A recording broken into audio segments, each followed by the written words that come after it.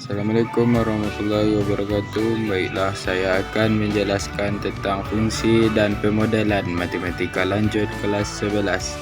Langsung saja ke materinya. Fungsi trigonometri, cabang matematika yang mempelajari hubungan antara sudut-sudut dalam segitiga dengan perbandingan sisi-sisi segitiga tersebut. Lebih spesifik, fungsi-fungsi ini yaitu sin, cos, tan, cosecant, kotan, dan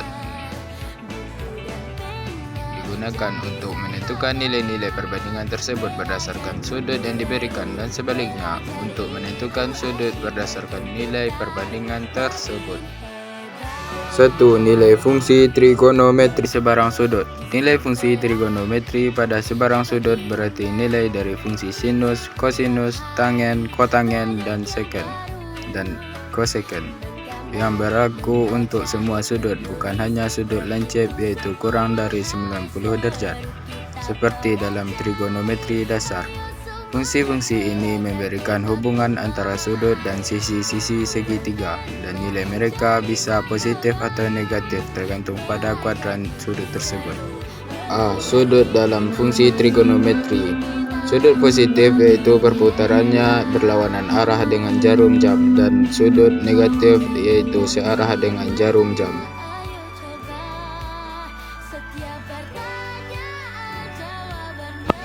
Selanjutnya, nilai trigonometri sebuah sudut.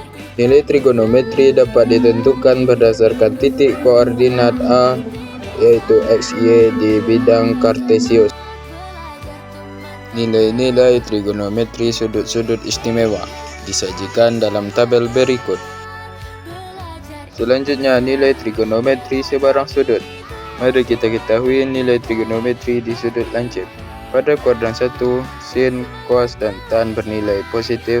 Pada kuadran 2, sin bernilai positif, cos dan tan bernilai negatif.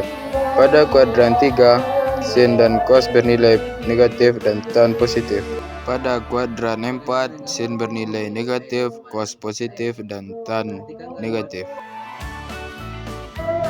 Selanjutnya, perhatikan contoh soal berikut.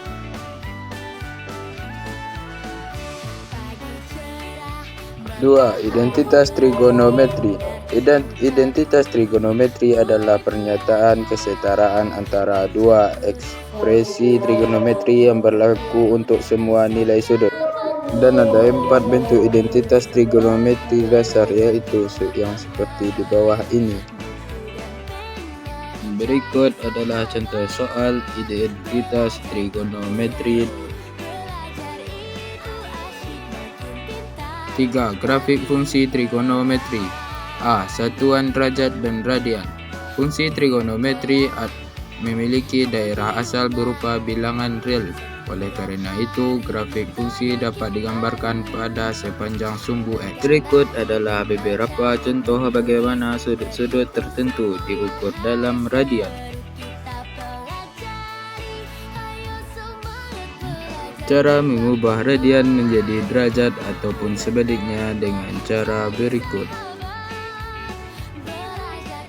Selanjutnya, bentuk grafik fungsi trigonometri sederhana. Grafik ini berbentuk gelombang yang naik dan turun secara periodik.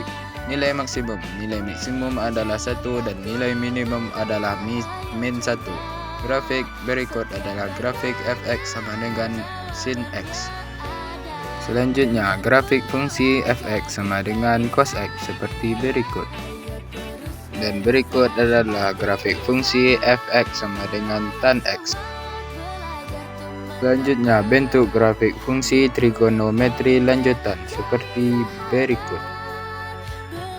Periode, amplitudo, dan nilai maksimum minimum grafik fungsi trigonometri dapat ditentukan dengan rumus berikut. Dan perhatikanlah contoh soal ini.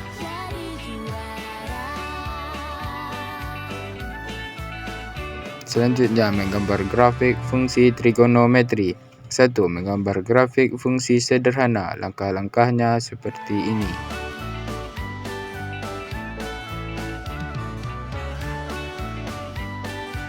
Selanjutnya, peran nilai C dan D pada grafik fungsi trigonometri.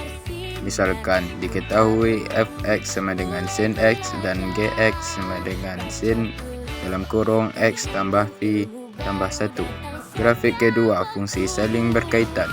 Sebab grafik fungsi g dapat diperoleh dengan menggeser grafik fungsi f. Dan ini adalah contoh soalnya. 4. Aturan sinus dan kosinus. Aturan sinus dan kosinus adalah dua konsep trigonometri yang digunakan untuk menghitung panjang sisi dan sudut dalam segitiga. Berikut adalah segitiga dan rumusnya. Dan ini adalah contoh soal sinus dan kosinus. Sekian dari video saya, terima kasih bagi yang menonton, dan saya Ahmad Jelani pamit undur diri. Assalamualaikum warahmatullahi wabarakatuh.